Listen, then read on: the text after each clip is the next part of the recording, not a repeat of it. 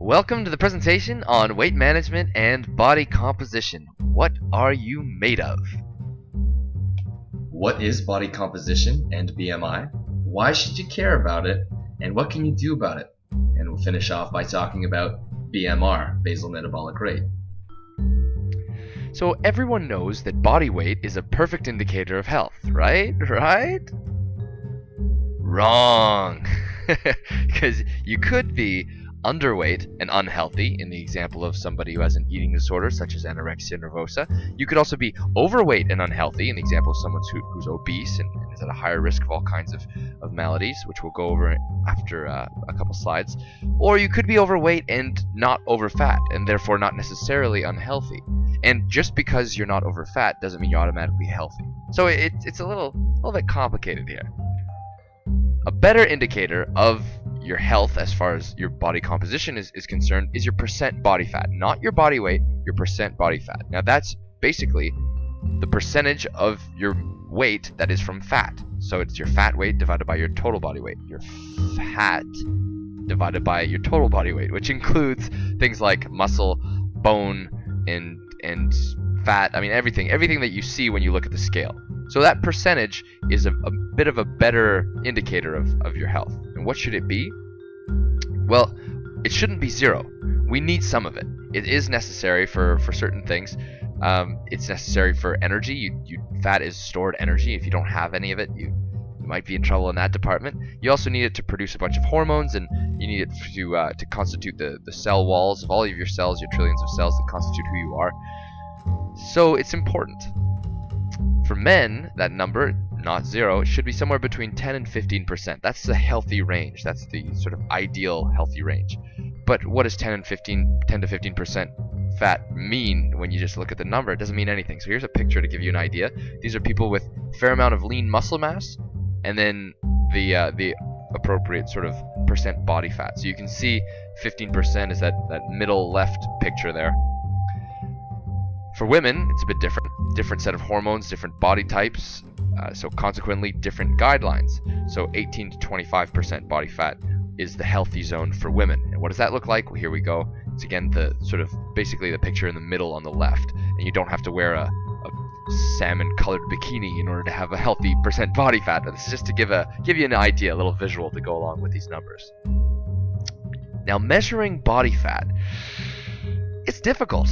It's really difficult to measure, so we use something else instead called BMI. Now BMI it's not perfect, but it's just a little bit better than taking your body weight alone. So BMI, body mass index, is your weight divided by your height squared.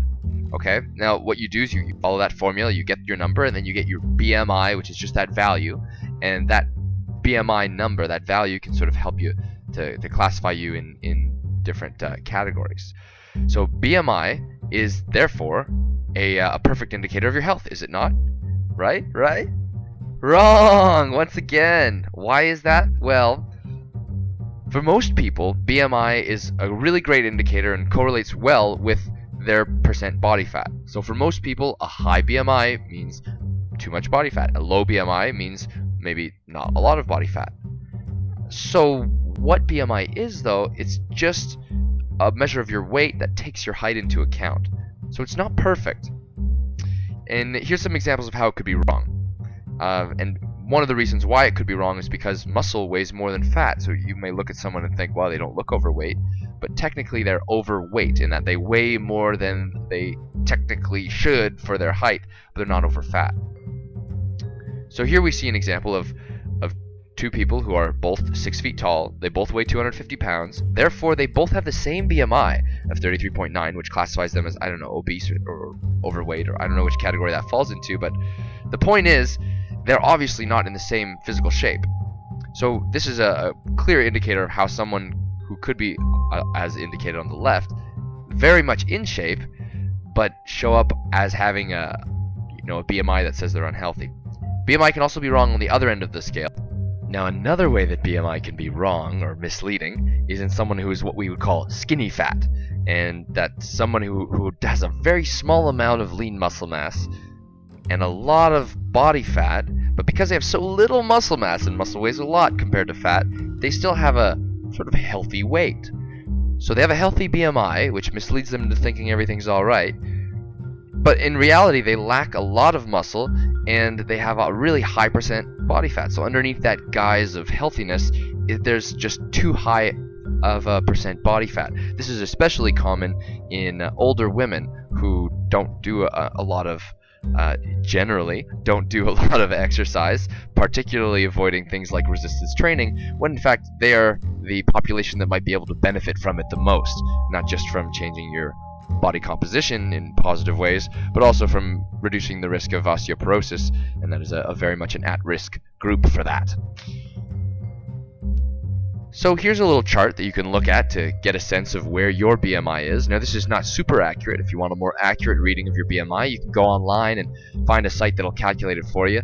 Google BMI calculator and put in your height, your weight, and you get an accurate number. But here you can use this graph by looking at the top, you find your weight, look at the left, you find your height, you match them up, you get a number. That number is your BMI, and the color correlates with the, I guess, category you could say. So if it's in the green, if it's between 18 and 25, you're in what's called the healthy zone. If you're outside of the healthy zone and you don't fall into any of those sort of mysterious categories of being a bodybuilder with an excessive amount of muscle mass, then you may want to consider taking this seriously and sort of working towards a solution. Now, why should you care about that? Well, let's look at some consequences of not being in the healthy category, or more accurately, some consequences of not having a healthy body composition, which may mean having a high or too high percent body fat. You guessed it, coronary artery disease, cancer, and high blood pressure, as well as higher risks of developing type 2 diabetes, higher risk of injuries, and a whole host of other things, including sort of self-esteem issues, a higher risk of developing mental illnesses, and even impotence. Alright, so we know it's important, and with that in mind, let's look at 4 keys to healthy body composition and maybe for some, weight management. First one is living an active lifestyle. Now that includes a lot of things, but it basically means being a busybody. So choosing the stairs instead of the escalators or elevator, playing sports on the weekends, just doing active things for fun. Now this will help you in a couple ways, 2 of which would be helping you increase the amount of calories you burn, which could lead to decreasing your percent body fat. Cardio. Cardio is really important. You got to do it. It's really important, the most important component of physical fitness. Really great for your health, but also important for controlling body fat. You follow your FITT principles, which we already know, frequency, intensity, time, and type. It will help burn calories, and consequently, just like living an active lifestyle, will help you control percent body fat. Number 3, resistance training. Got to do your resistance training. Follow the FITT principles once again, and this will do not only those 2 things that we talked about before, burning calories and controlling your percent body fat, but also boost your lean muscle mass and boost your BMR, your basal metabolic rate. And we'll talk about the implications of that in a couple slides. And last but certainly not least would be to follow a well-balanced eating plan. Now that doesn't just mean eating a variety of healthy foods, whole food sources, but it also means balancing your calories in and calories out. So bear with me as we do some math here. We're going to take a look at that calories in, calories out equation. If you consume more energy than you expend, if you have more calories coming in than going out, what do you get? Weight gain, absolutely. If you have sort of a balance going on, where you're eating a well-balanced diet and you're expending quite a bit of energy in your active lifestyle and working out on a regular basis, what do you get if you have that balance equal? You get a stable weight. Most people, this is where you want to end up. You don't want to have a crazy yo-yoing, fluctuating weight all the time. So maybe you have a high percent body fat, you need to lower it a little bit until you get to that place where you're in a healthy zone, and then maintain it. Then what if there's less energy coming in than energy going out? What if you're consuming less calories than you're expending?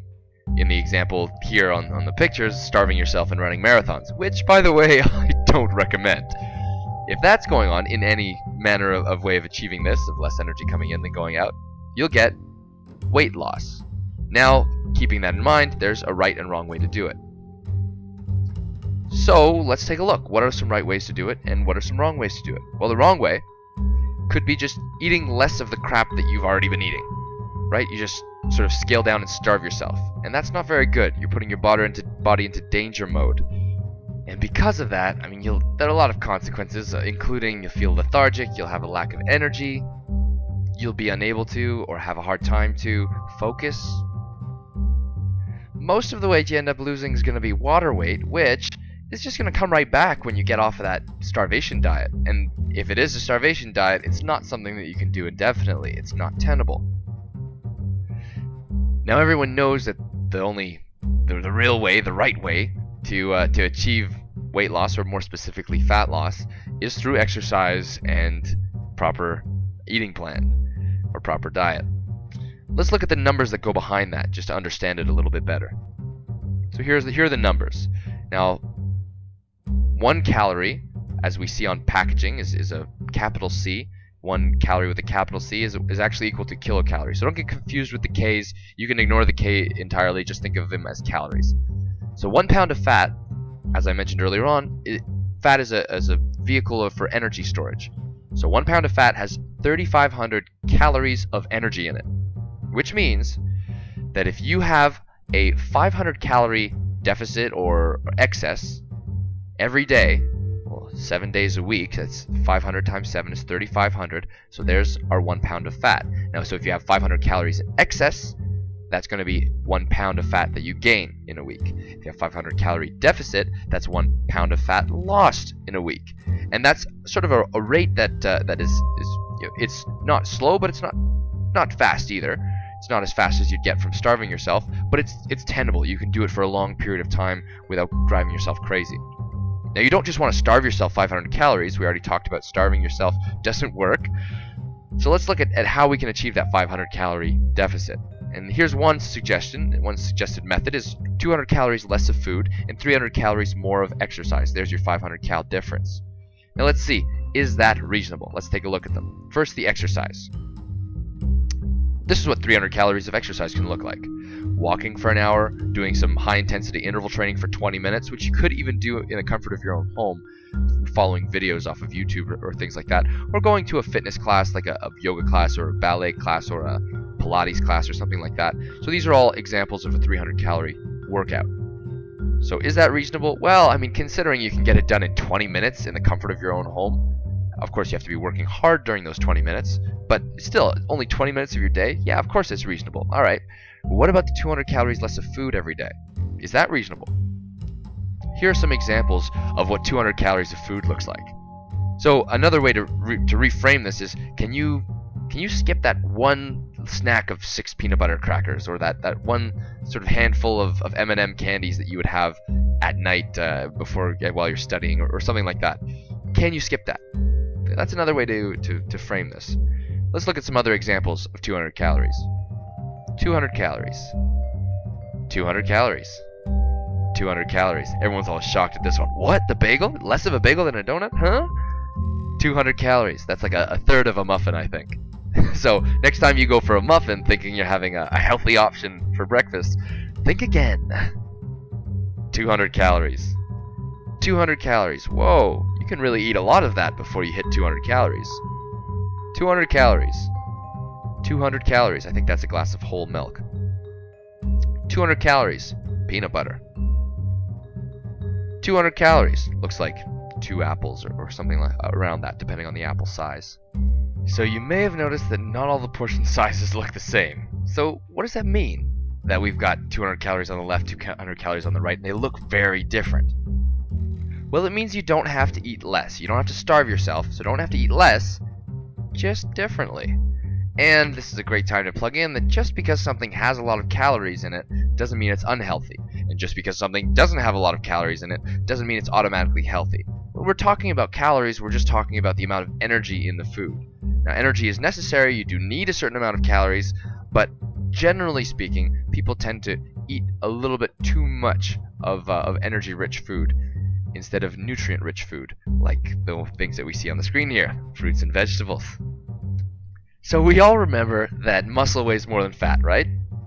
So with that in mind, we can understand why fitness doesn't always equal weight loss. you start going to the gym, you're working out on a regular basis, you're eating well, you're losing fat, you look better, you feel better, your clothes fit better, you're getting compliments from your friends, but you get on the scale and the number's the same as it was before. Or even worse, the number's gone up from before. Well, forget the scale and just get fit. Don't be all obsessed about the number on the scale. The number on the scale might not be a good indicator of your health or fitness level. So, we remember the whole calories in, calories out math, right? Balance our calories in and our calories out. So calories in is energy that comes from our food. Yeah, the calories consumed from your diet. Calories out are calories expended when you do exercise, burnt during exercise. But wait a second, Joey, that box of exercise doesn't cover the whole right side of this slide. That's right, because there's another thing to take into account here, and this is where we talk about that little secret, BMR. So basal metabolic rate, BMR. Let's talk about BMR for a moment.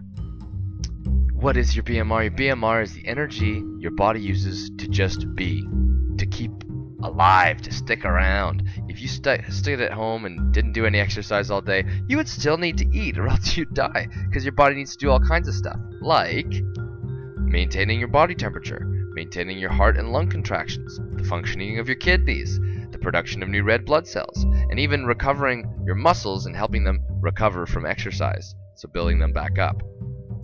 So, your BMR and the energy used in the digestion of food accounts for how much of your daily energy expenditure? Well, actually, you'd be surprised, quite a lot, up to 70%. So what affects your BMR? If it's such a big factor in the energy you expend, what affects it? Well, for one, starving yourself can affect it negatively, in that starving yourself will lower your BMR. It's almost like you're sending your body the message, hey, we're about to cross a desert now, you better really be careful with the energy that we're using, because you might not have any more anytime soon. Another thing that can affect your BMR is your age. It's not something that we can control, really. As you get older, your basal metabolic rate tends to decrease slowly. That could be part of the reason why people tend to gain weight as they age. However, a more likely explanation is a change in lifestyle, which includes sort of less physical activity and eating more fatty foods. Another one is sleep. Sleep can affect your basal metabolic rate. Your BMR is lowest when you're sleeping. That does not mean that skipping out on a night's sleep is an effective weight loss strategy. Doesn't work at all. Forget about it.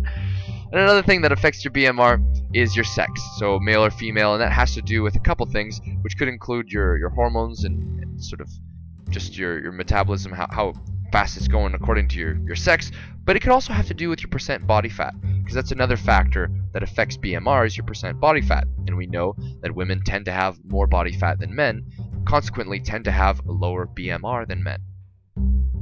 Now, why does percent body fat or body composition affect basal metabolic rate? Well, one way to think about it is in the same way that muscles are heavier than fat, they also take up more energy. They cost more upkeep. It's like a high-rent apartment. It's fancy, it's nice, but it costs a lot.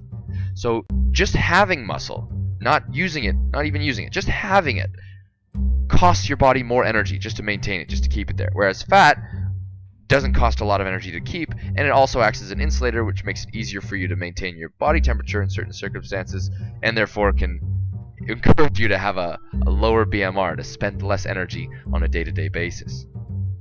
Now that's one of the reasons why exercise is so effective at helping you boost your BMR and eventually leading to weight loss. Not just cardio. Cardio is great. Don't want to undermine cardio in the least, but resistance training is particularly good because not only does your body have to recover from it after, and that costs a bunch of energy and boosts up your BMR for up to 48 hours after your workout, but also it can affect your body composition positively by decreasing percent body fat and increasing percent muscle mass. And those muscles cost a lot of energy to maintain, so your body's using more calories on a regular basis without you even doing anything. Sounds like a great deal to me. So, resistance training. Get up on that. We're going to wind down the presentation here with a little quote from Plato, student of Socrates, who tells us, "Lack of activity destroys the good condition of every human being, while movement and methodical physical exercise save it and preserve it." And that's sort of the message here is, so get out there and move it Move it or lose it, I guess I could say. So move it and keep it in good shape. The important message here, the basic take-home message in this presentation is it's all about choices right now. Choices are important, and they can have a huge impact on the way you look and feel. Jim Rohn tells us, take care of your body. It's the only place you have to live. With that in mind, thanks very much. That's the end of our presentation. It's over now. If you're not happy with your body composition, do something about it. Don't beat yourself up unless you go to a boxing class, then do beat yourself up. Into shape, that is.